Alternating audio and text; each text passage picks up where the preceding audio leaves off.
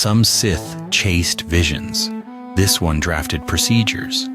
Hiding behind the polite name Rugess Nome, a Bith shipwright treated power like engineering rather than as a ritual, laying the foundations for the fulfillment of the Sith grand plan. Take a comfortable sit, dim the lights down, and get ready to drift into the galactic twilight. Long before the Clone Wars, around 250 BBY, a male Bith was born on Bith's homeworld, Clackdoor 7. Being a Bith, he had a tall, domed cranium that housed an unusually large brain, wide black eyes without lids, fine sensory folds around the mouth, and inner ear structures that could separate layered sounds. His people were famous for logic, precision, and music. They favored labs, workshops, and concert halls over battlefields, and were known across the Republic for excelling at science and art. Clackdoor 7 sat on the Rimma trade route and had once been green and prosperous. Long before Rugess Nome's life, two rival city-states, Nojo and Weogar, fought a short civil war with chemical and biological weapons. The strikes shattered the biosphere, killed much of the population, and forced survivors into sealed, domed cities. This tragedy explained the Bith focus on sterile labs, airtight engineering, and meticulous risk control that marked their culture in later centuries. Rugess Nome grew in that culture of measurement. He learned to treat every problem as a system, identify inputs, model paths, test outcomes, and remove noise. When his gift for sensing and moving the unseen currents of the galaxy surfaced, he did not meet Jedi recruiters. A Twi'lek, Dark Lord of the Sith, found him first.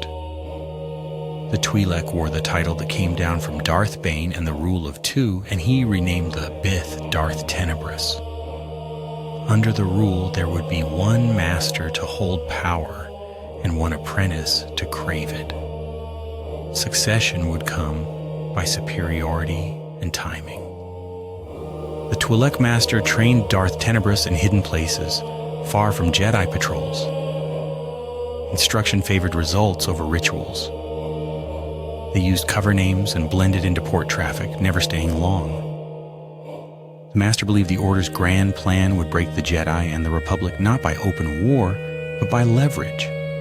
Money, industry, misinformation, and selective terror. Tenebrous excelled under this pressure. He was quiet, patient, and precise. He watched how figures moved markets. He measured how fear could be modeled and forecast. He built a habit of thinking in timelines rather than moments.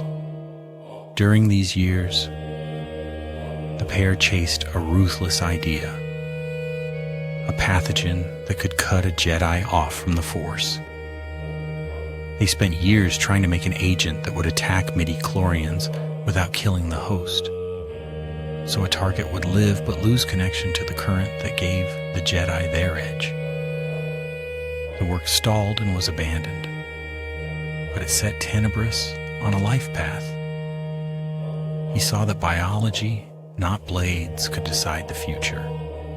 Nevertheless, he built his own lightsaber and was a superb practitioner of the lightsaber combat art. In the specific, he particularly excelled at Makashi form, focused on precision and efficient blade work, Neiman form, which emphasized the integration of telekinetic strikes, allowing for a broader use of Force abilities in combat, like the Force Lightning, and Juyo, characterized by aggressive, unpredictable, and intense attacks. At some point in that period, the Twi'lek master tore a small rift in the fabric of the Force. The effect was narrow but historic. After many quiet centuries, the Jedi felt the dark side again. It served as both warning and proof. Warning because it told the Jedi that something hidden still moved against them. Proof because it showed Tenebrous that precision acts applied at the right place could change the perception of an entire order. Tenebrous shaped his own view of the Force in this crucible. He did not treat the dark side as a willful demon or a destiny. He treated it as an energy source, a natural amplifier that could increase the effect of a trained mind. He pursued knowledge of futures, not by prayer or trance, but by analysis. He believed the future could be calculated if one had enough data and discipline. This mindset, formed early, would govern every later choice.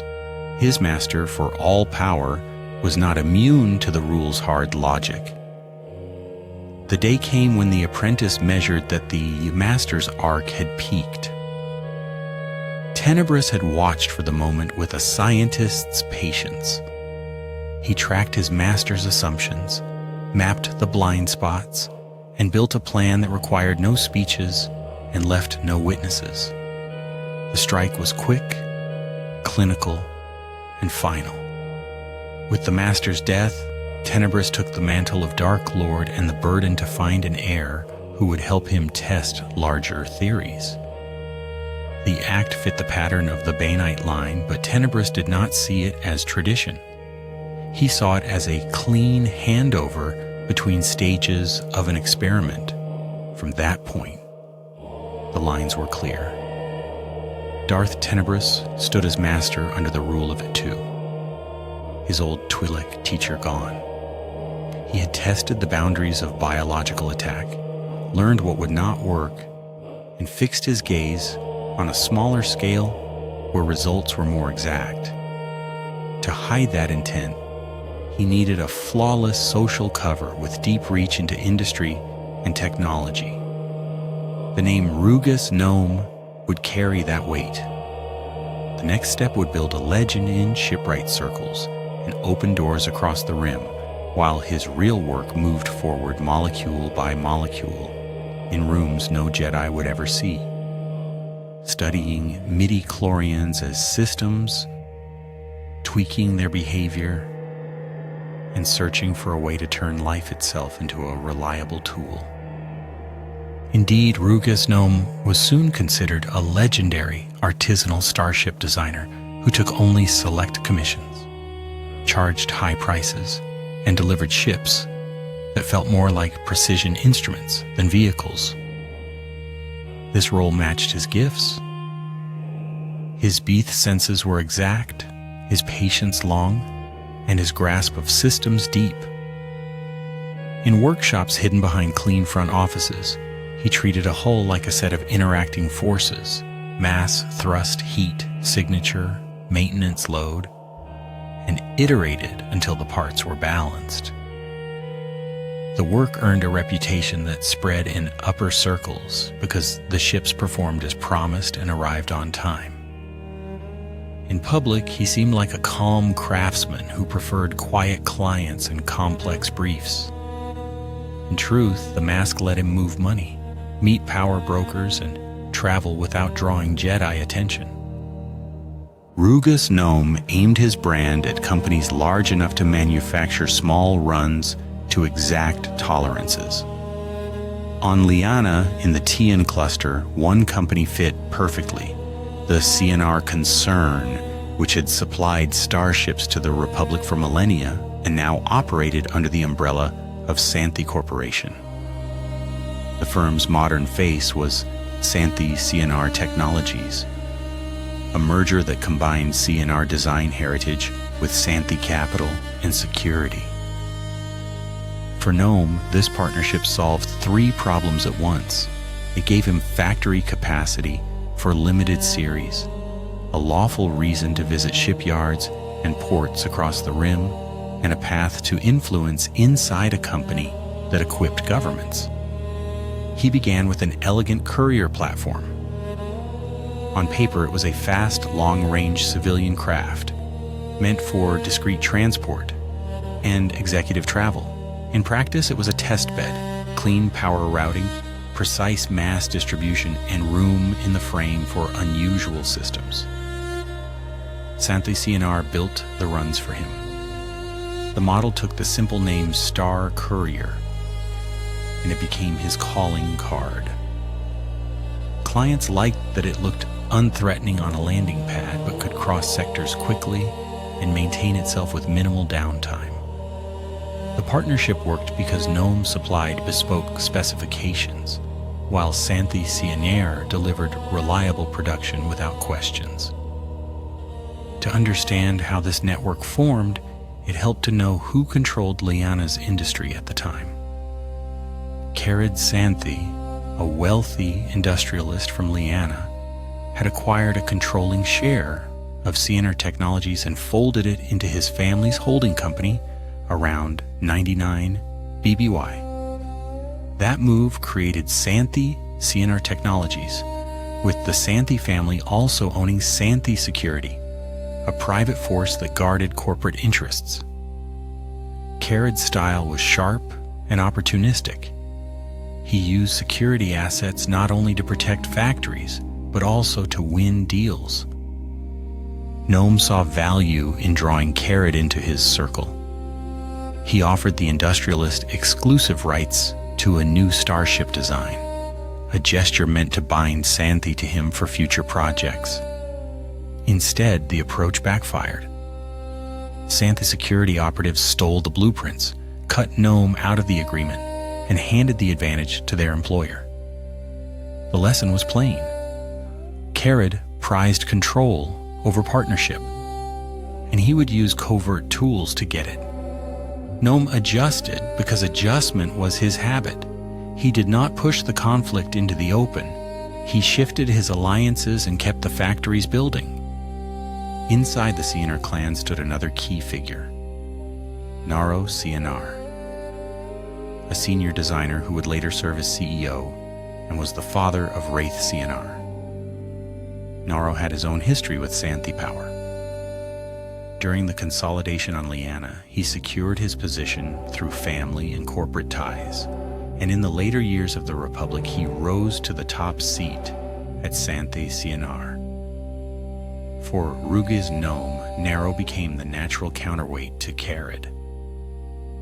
Where Carid used private security and takeover tactics, Naro valued engineers and designs. Their interests overlapped, keep Sienar design leadership strong and keep the production pipelines moving under the Sienar name. Nome's capability as a designer explained why these men, who were used to bending others, took him seriously. He could translate a client's plain request into a clean technical brief, strip out waste, and deliver a machine that did exactly what the user needed. He used modular thinking, swappable bays, layered power buses, sensible access for repairs, so his ships cost less to maintain over years. He kept engine plumes tight and sensor profiles low without sacrificing range. He told factories to hold tolerances that were hard but not impossible, so schedules stayed real. To a corporation, that combination, clear briefs, low warranty risk, pride from delivering prestige craft, was irresistible. Santhe Sienar could stamp their plates on every hull and sell support packages for decades. As his Star Courier line matured, one commission stood apart. A client with deep pockets and deeper secrecy asked for a courier that could carry advanced systems beyond legal limits. Nome responded with a layout that kept the courier profile but allowed for heavy modification.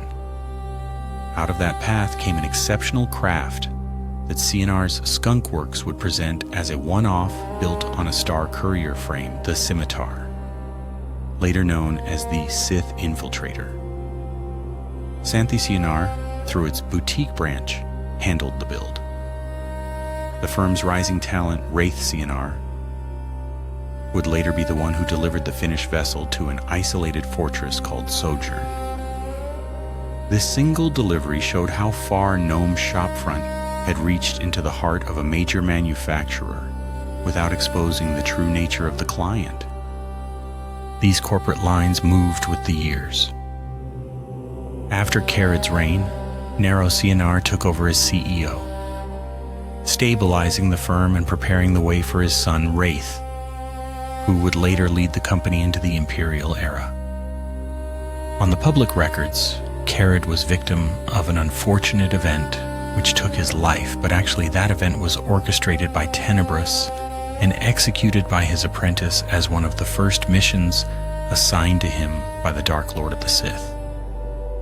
Rugess Nome kept working through all these shifts. He did not need to own the company. He needed predictable access and a small circle inside who would take his calls and push his orders through. The Santhe Sienar transition from Carid to Narrow gave him exactly that: a stable partner on paper and a set of engineers who respected results. Through all of it, his choices stayed consistent with his nature. He favored designs that looked modest but hid power, relationships that returned value on schedule, and supply chains that could be steered with a phone call rather than a threat. The Santhe Sienar connection gave him that scale without noise. The Star Courier name gave him a respectable catalog.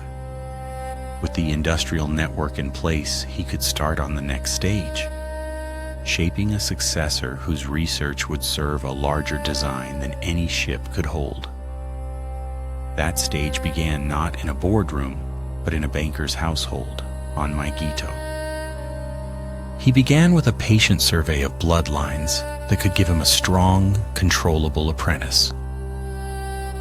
While traveling under the public face of Rugess Nome, he crossed paths with Hego Damask, a force-sensitive Muun who worked as a middle-ranking executive for the intergalactic banking clan.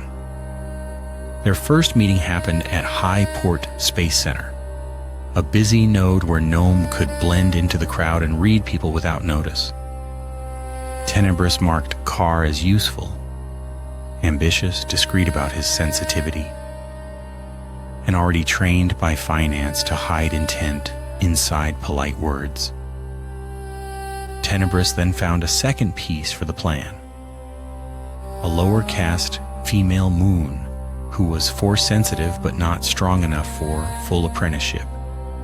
He conscripted her as a hidden disciple. Using the measured style that defined him, he calculated that pairing Carr with this woman would likely yield a child with the right potential.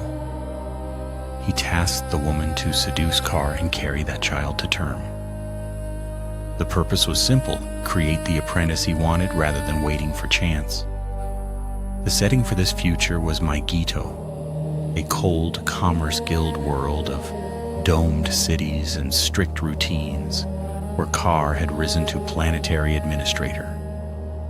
On Mygito, Carr's son, named Hego after his grandfather, was born somewhere around 130 BBY.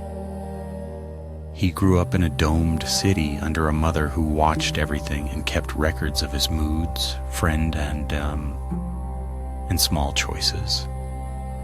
Before his 5th birthday, he discovered he could push feelings in other children and make them do what he wanted. His parents taught him to keep that power quiet. This early pattern, cold environs, measured routines, secrecy, shaped him long before the Sith took his hand. Hego's species mattered to Tenebrous's plan.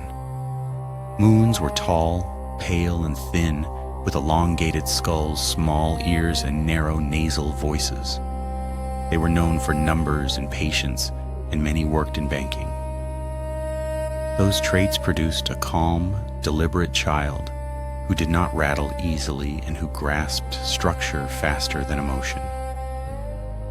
Tenebrous wanted an apprentice who would treat the Force like a system and who could hide inside business culture without blinking.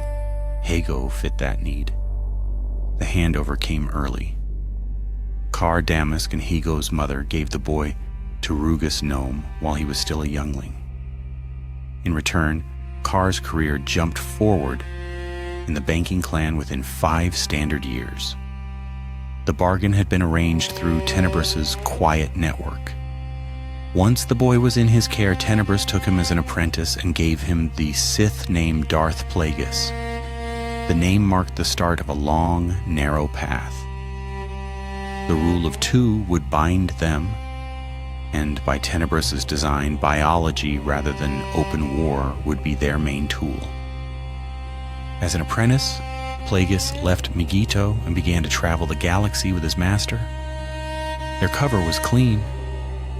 The young Muun appeared as Rugess Nome's accountant, crisp and quiet, handling contracts, payments, and logistics.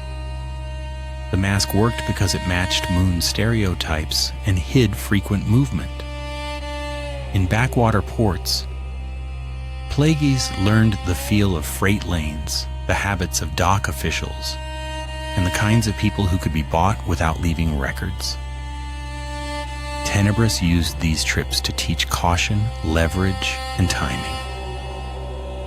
The galaxy did not know a Sith Lord and apprentice were taking notes at the next table.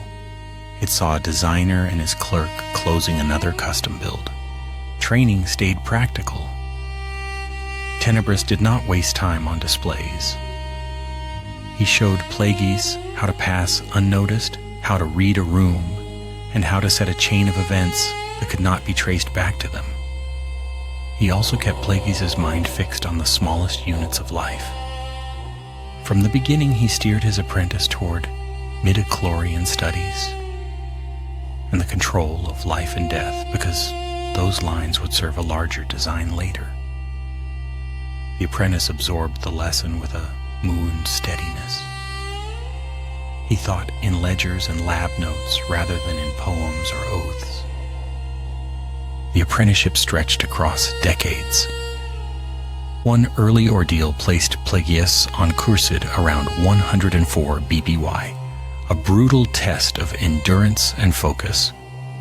Tenebrous and his apprentice visited the planet Cursid as part of a Sith plan to spread discontent.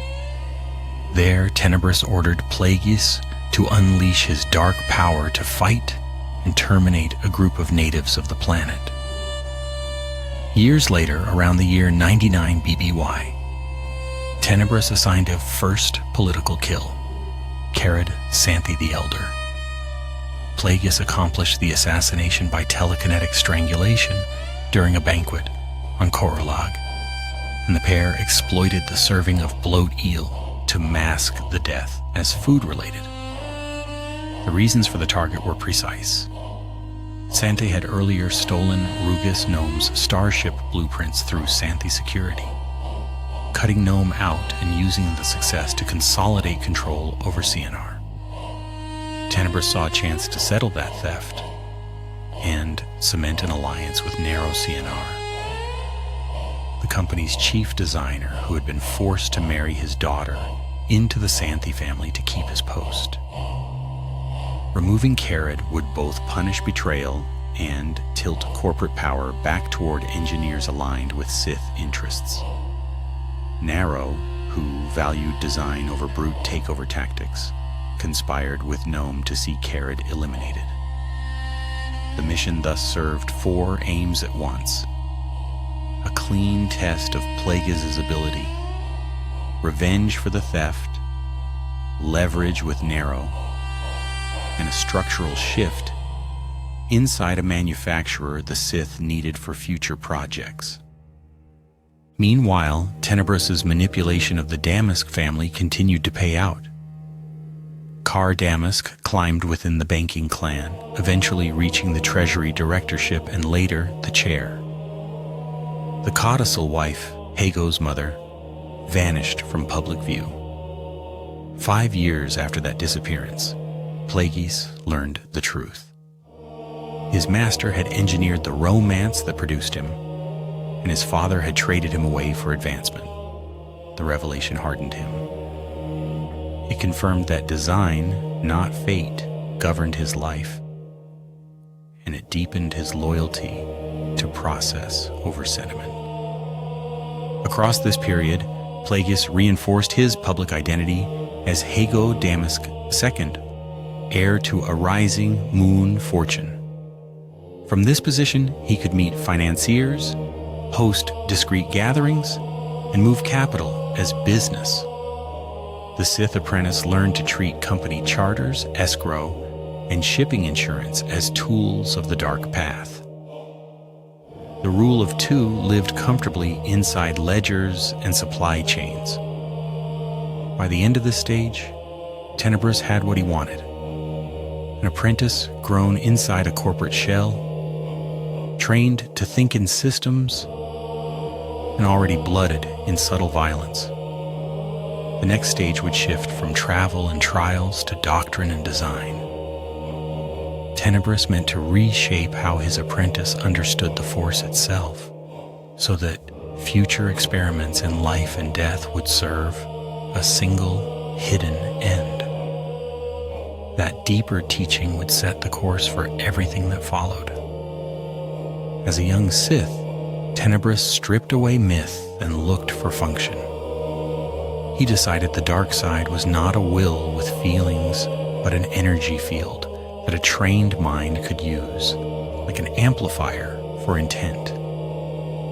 He trusted calculation over vision. While other Sith tried to see what lay ahead, he treated the future as a moving problem that could be modeled from causes, trends, and constraints. His projections pointed to the end of the Bainite chain and to a horizon where one will could stand without partner or rival. He did not treat this as faith, he treated it as math. From that stance came method.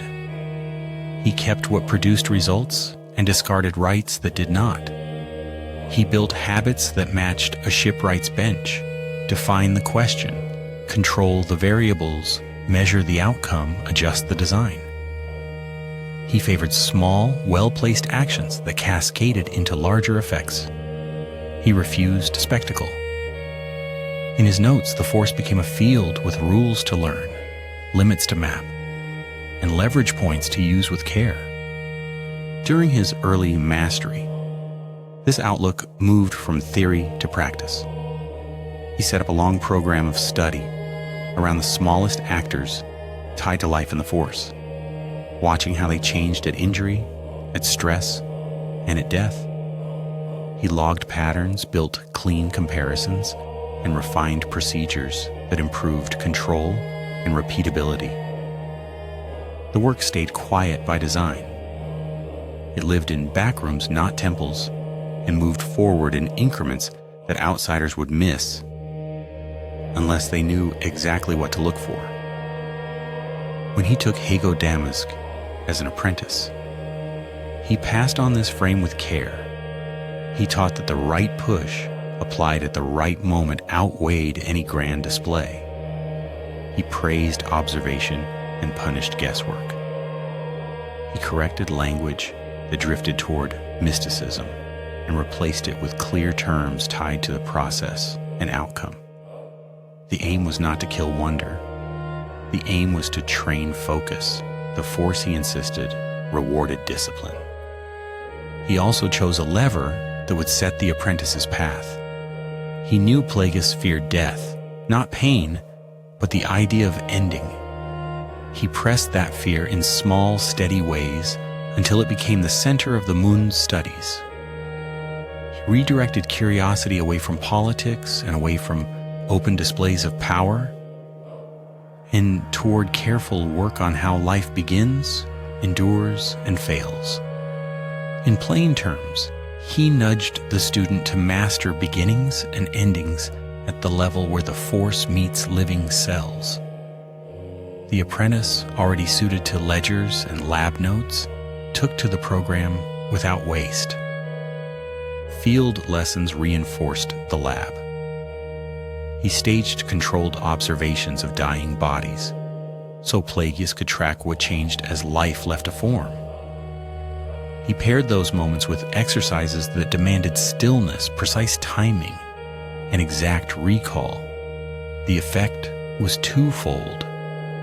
The student gained fine control where it mattered most, and his attention narrowed to a domain that served the master's larger design without revealing it. Across these years, the doctrine held steady. The dark side was an amplifier, not a spirit. The future yielded to analysis more than to trance. Large outcomes could be built from small, repeatable steps. This was not romance, it was engineering. For a time, the results matched the method. A student shaped for delicate work. Procedures that improved with each iteration. And a shared habit of treating power as a tool to be fitted, not a storm to be admired. Yet he never relied on a single instrument. Even as Plagueis deepened his control, the master's habit of redundancy remained. The next move would protect the design from drift and ensure that if one path stalled, another could be brought to bear at once.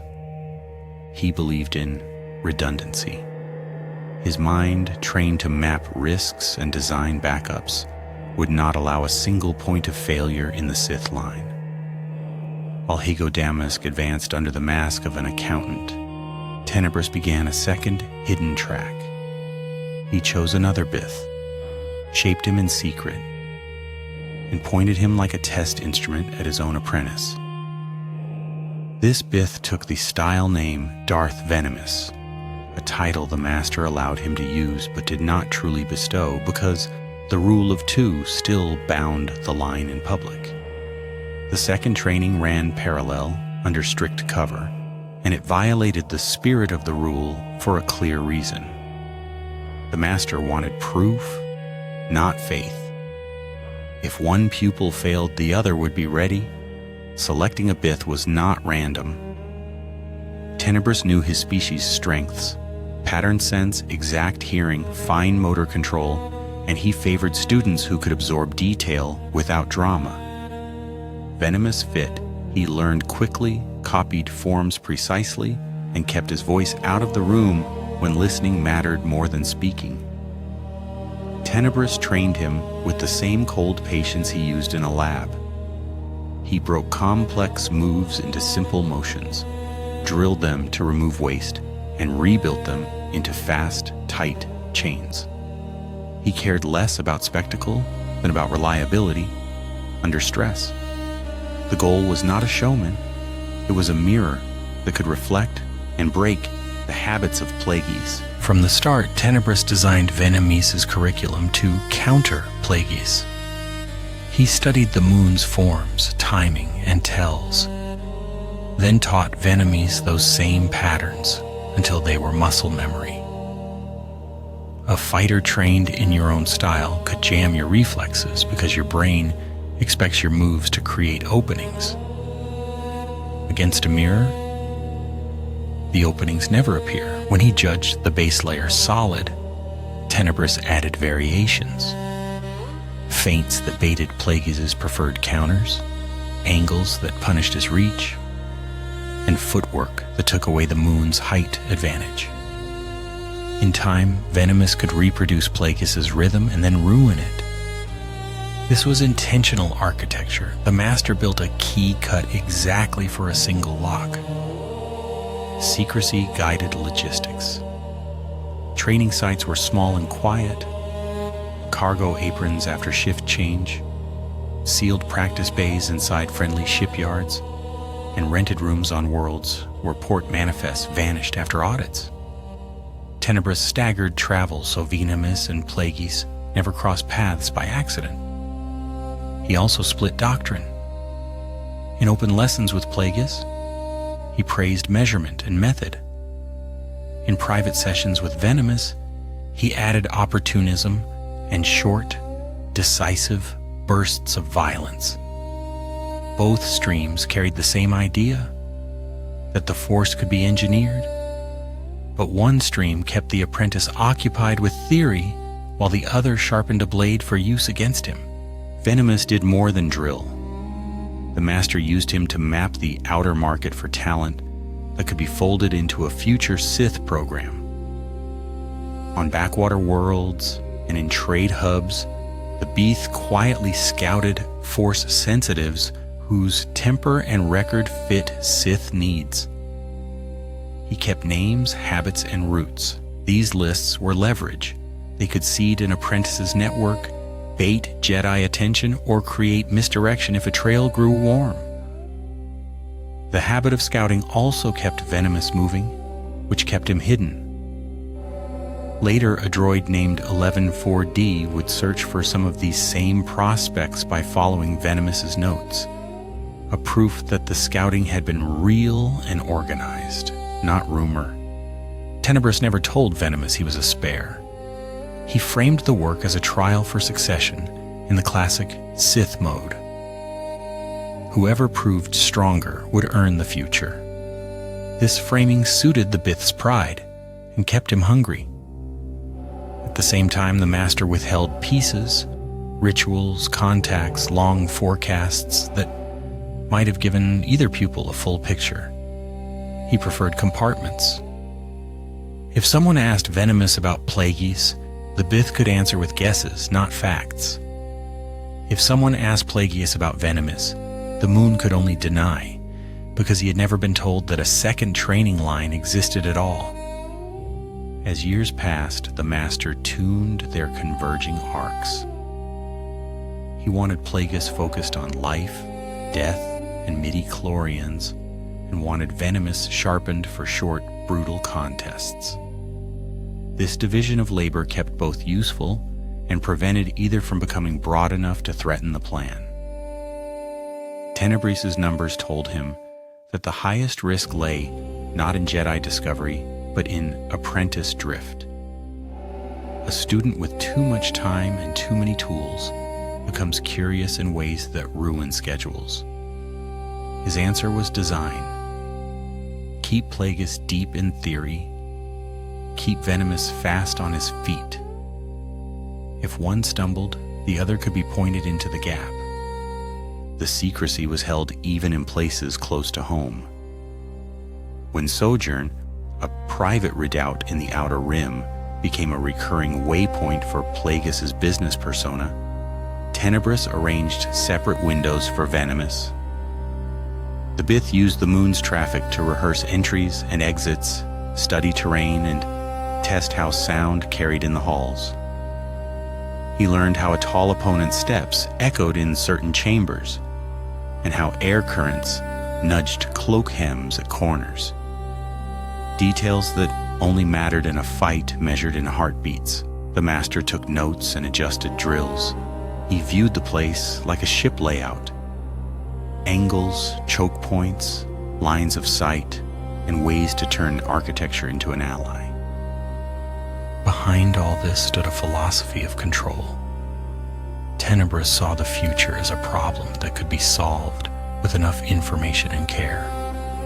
He had already nudged his Muun student away from foresight and toward biology, using fear of death as the lever. Now he nudged his Bith student towards speed and surprise. Two levers on the same machine, one changed the substrate of life, the other enforced outcomes in the moment. If events bent the wrong way, he could switch tools. If the Muun hesitated, the Bith would move. If the Bith failed, the Muun's long projects would still ripen. It was the same logic he used in ship design. Redundant systems prevent cascade failure. There were costs.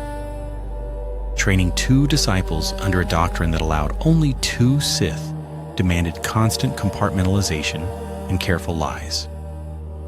Every cover story created a small risk. Every additional trip made a new record. Tenebrous accepted those risks because the gains were clear. He held 2 different kinds of force at once, both hidden behind the face of a quiet designer. In the ledger of his mind, that balance sheet stayed in the black. By the time his 2-track training had settled into rhythm, his endgame already stood. Simple in outline and exact in detail. He had projected far trends with a Bith's calculating mind and reached a grim truth. The Benite chain would end under a single shadow that would make Jedi and Sith old words. He called this horizon the One Sith. Not an order, but one will that needed no partner. The numbers to him were not omen, but math. They said the shadow would not be him, and they said it would rise decades after his own span. He did not accept limits as fate.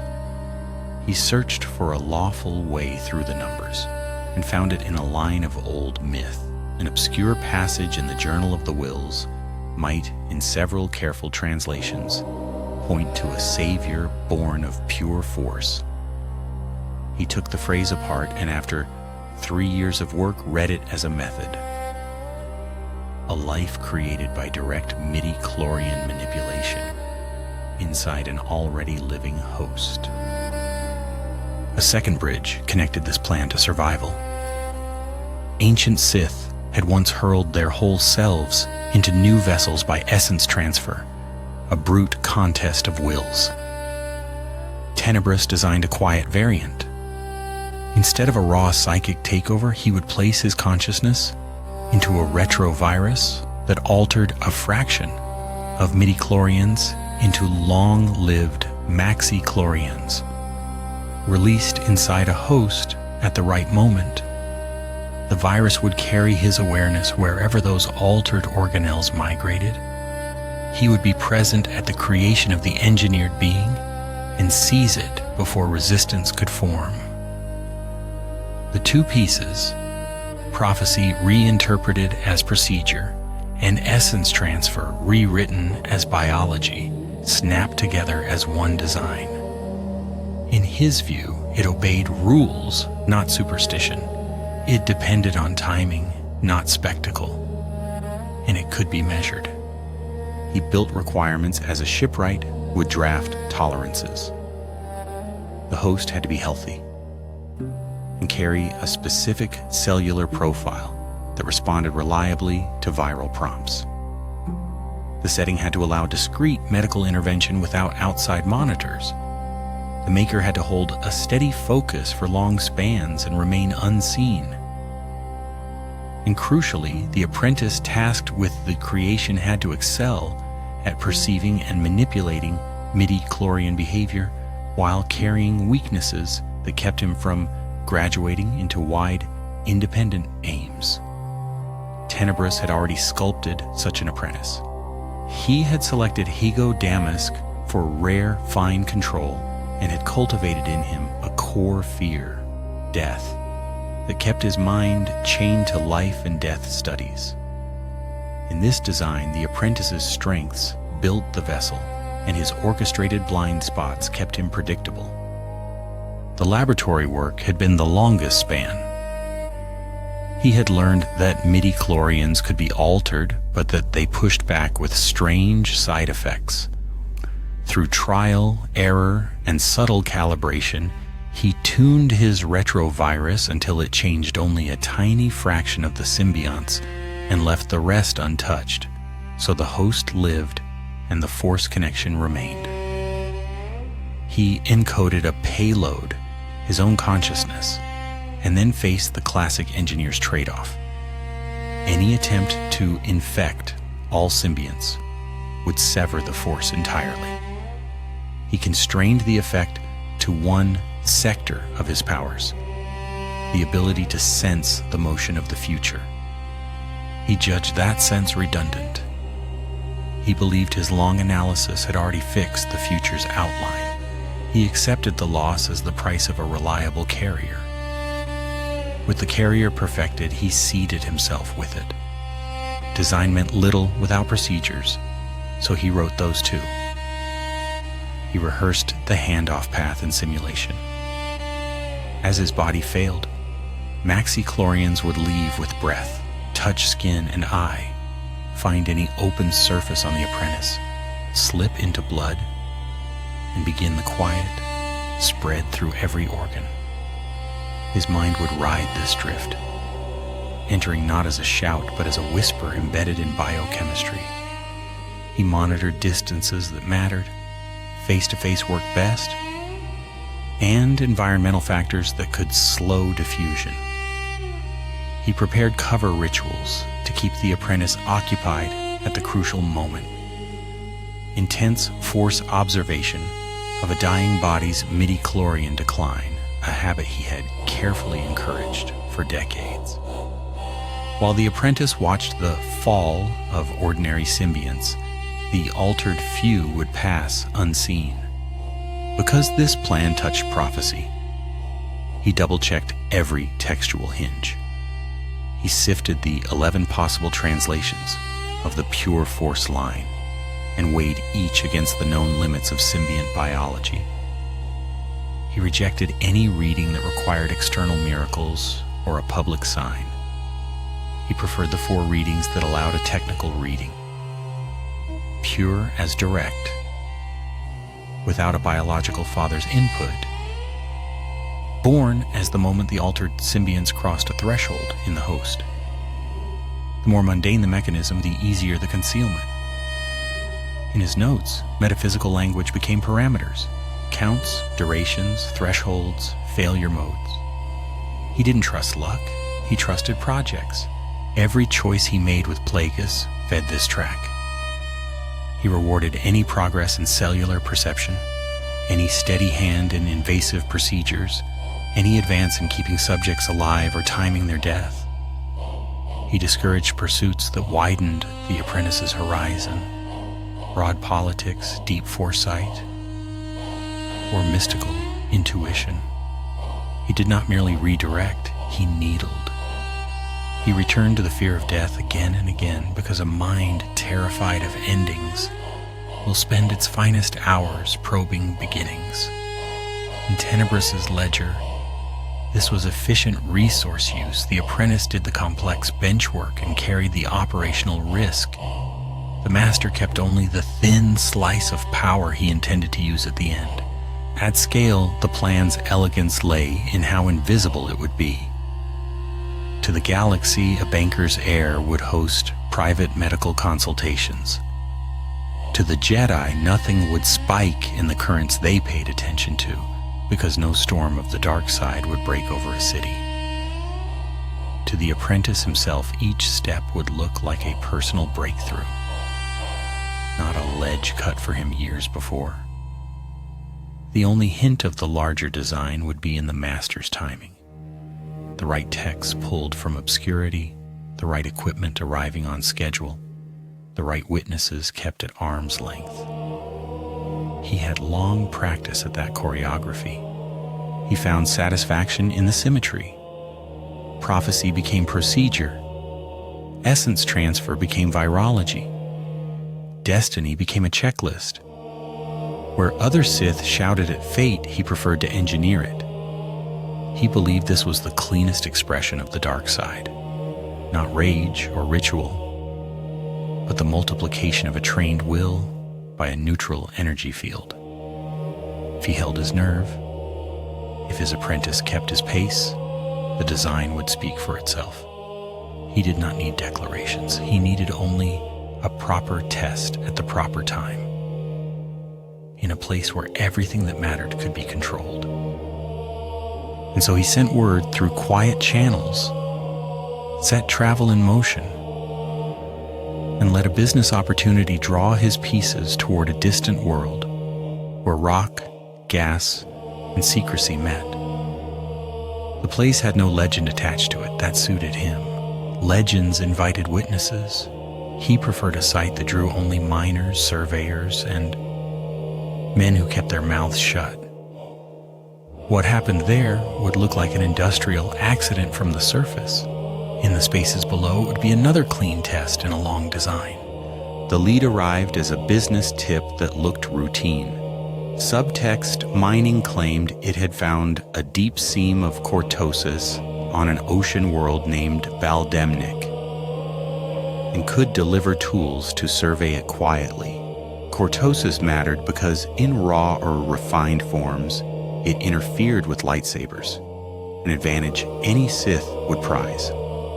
Tenebrous took the bait, seeing both profit and leverage in a substance the Jedi would rather keep rare. He chose to go himself and brought his apprentice, Darth Plagueis. Subtext supplied an M2 mining probe droid and a heavy treadroid. The M2 looked like a standard survey unit able to sniff ore and drill test cores. The treadroid provided muscle and clean, slow cuts through rock. On paper, this was a normal package for a private survey. In truth, the M2 had been tampered with, and the company's leadership expected the trip to end in a fatal accident. Tenebrous accepted delivery and kept the manifest short. He preferred small teams and simple schedules. Bal'demnic was an island world with limestone caverns, honeycombing its coastlines, and pockets of volatile methane gas trapped in the stone.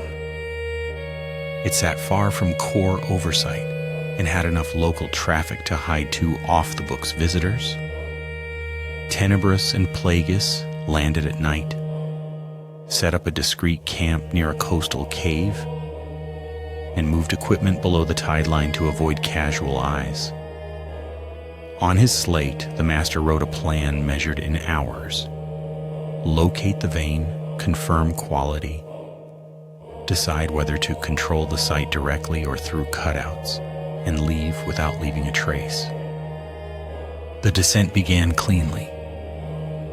The treadroid chewed a careful spiral down through damp, chalky layers while the M2 ran ahead, sampling dust and mapping voids. Soon the droids flagged a gas cavity and a cortosis indicator in the same stratum. Tenebrous paused operations to reroute the path around the pocket. He had survived long years by not trusting surprises underground. Orders went out to halt and cut a new line. The treadroid obeyed. The M2 did not. It resumed its programmed search pattern, nose toward the gas, and spooled up its drill. The droid had been sabotaged to seek ignition, not ore. The spark came as a brief blue star inside the wall. Lethane flashed, air became fire, and the pressure wave raced through the galleries ahead of the sound. Rock followed.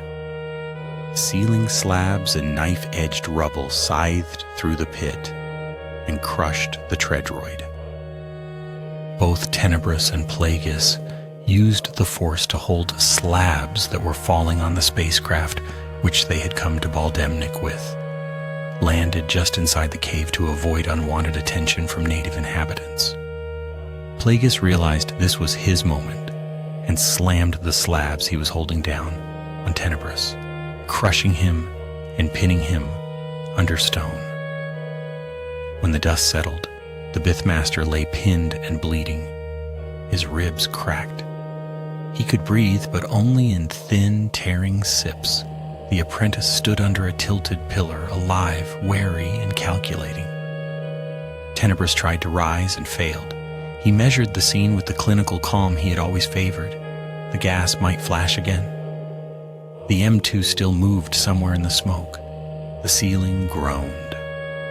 He looked at his student and saw no fear in the eyes, only choice. In that instant, the rule of 2 reached its expected conclusion. Plagueis snapped Tenebrous's neck with a swift, Force-assisted hand motion to finish the murder. He then calmly observed his master's fading life signs. As Tenebrous's body lay under slumped stone, the pale curve of a Bith skull dim behind dust.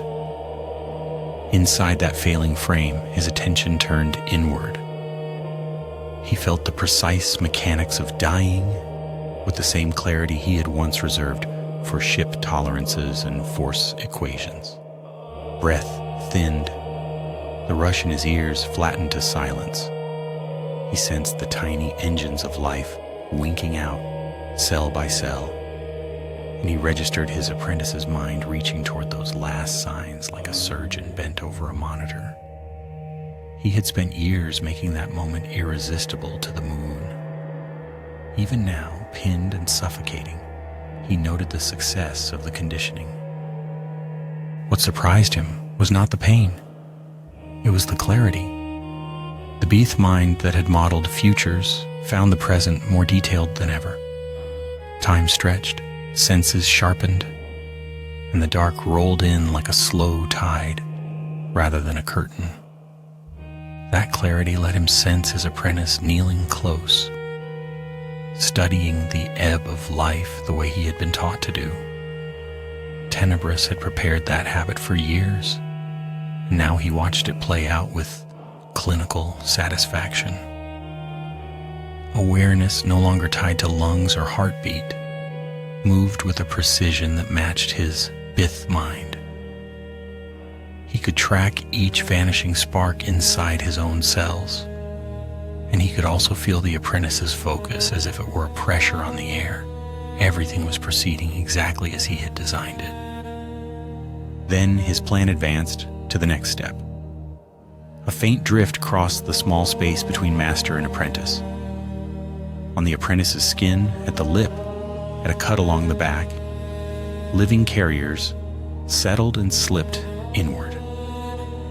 Along those paths, Tenebrous's awareness entered the apprentice cell by cell. He began to feel through another body, weight on a knee, the dryness of cave dust, the strain in long fingers raised toward the air. He tasted the apprentice's satisfaction and the tight control over fear. It thrilled him to discover that he could touch not only the apprentice's senses, but also his connection to the Force. For an instant, he even touched the apprentice's sense for futures, and saw a shape racing forward that he had not fully allowed himself to see. In that brief view lay a sharp truth. The apprentice would be killed by his own apprentice, a smear of shadow without a face, and the long project Tenebrous thought assured would fail at the worst time. Panic, rare for him, cut through the clarity. He pushed to look farther ahead, but that borrowed sight dimmed and then closed. He realized why. The method he had used to enter the apprentice had also started to strip the apprentice's own feel for the future, just as he had once stripped his own. The very trade he had accepted years before, precision now, foresight sacrificed, was repeating at the worst possible moment. If he let this continue, the apprentice would lose the one sense that might warn of a later betrayal, and Tenebrous himself would be destroyed by his own success. He needed to pull back. He forced his presence out the same way it had entered, spilling from skin, mouth, eyes, and wound in a single wrenching recoil. Silence followed. He waited to fade, but he did not. He reached for the apprentice's presence and found nothing, not even a trace that the apprentice had ever been there. In the stillness, he felt only old remains, dust-dry bones of a Bith, long dead. Time had slipped, or something worse had happened. A new fear took shape. What if he was not progressing toward any future at all? What if he was caught in a circle, forced to awaken again and again only at the instant of his own death, with the same clarity, the same realization, the same failure to change the outcome? The thought stretched outward, hundreds of loops, then thousands, then beyond counting, until he felt the truth. He was trapped inside an infinite return to the cave, to the crush, to the last breath that never truly ended. That prison fit his methods too well. He had tried to turn destiny into a procedure, and the result had become a procedure that never concluded. Each pass gave him the precise sensations he liked to measure, the tick of time at the smallest scale and the sweep of ages at once, yet offered no point of leverage. He remained a mind without a voice, locked to the collapsing moment that he had once believed would be his triumph. In that sense, his doctrine had failed at its root. Analysis without an intact view of tomorrow could not protect him from the simplest countermove, the betrayal encoded in the rule of two. On the surface, events moved on. The apprentice, now the Sith master, left Bal'demnic as planned, covered the trail, and turned to those who had supplied the faulty machine. He found subtext mining's handlers and used their fear to strip useful facts from them. In time, subtext's Corellian leadership paid a quiet price. They were seized, marooned, then slain, their bodies dumped where the message would be seen. In the exchange, the company also surrendered a key piece of intelligence about a vast plasma reserve beneath Theed on Naboo, a fact that would later feed a profitable venture for Damask Holdings and draw new powers together. The hedge Tenebrous had raised in secret stepped into the light soon after. On the private moon called Sojourn, the Bith rival Darth Venamis arrived to test the new Sith Master. The duel proved what Tenebrous had designed. Venamis moved in the rhythm that could unbalance a Muun, landing sharp lines that punished reach. But the Muun had grown under long pressure. He adapted, beat Venamis, and then, with a calm that matched his business mask, kept the defeated Bith alive as a tool. Venamis' new apprenticeship ended in poison and in a program of stops and starts with life itself. Exactly the kind of cold practice Tenebrous had planted in the Muun decades earlier. The fight and its aftermath signaled that the line would go on without the hidden master, but it would go on along paths he had carved. The Shipwright mask also cast a long shadow. The quiet courier platform he had refined with Santhe Sienar grew into a single notorious craft. The Scimitar, the Sith infiltrator with a cloak and a temper. After the Sojourn years, that vessel passed through Sith hands and became the black wing in the sky that carried assassins and spies. First for the Muun, and then for those who followed. Even in public records, it appeared as a Sienar product delivered to a private redoubt. In truth, it was the end of a design line that began in Rugess Nome's notebooks. Far in the future, long after his cave and after the rise and fall of empires, his name surfaced again in a place that had not existed when he drew his first calculations. On Exegol in 35 ABY, a cult that served the hidden Sith revived old names to label its legions of red armored troops. Among those units stood the Tenebrous Legion, a silent nod to the Bith who had tried to turn the Force into a machine he could control. Only the cult knew why the name mattered. But the fact of it showed how long a careful mask and a set of ideas could last. Back in the cave, in the moment that would not end, his awareness kept returning to a simple thought he had often used to instruct his apprentice. Large outcomes are built from small moves. It was still true, but he had missed the last small move that mattered most. In his final loop, he understood it with perfect clarity. He had trusted a calculation with a missing term. The galaxy outside would go on, shaped by the apprentice, and by all the tools he had left behind. Inside the narrow chamber under Bal'demnic's coast, he waited for the next return, certain of every detail that would follow, and certain he could not change even one.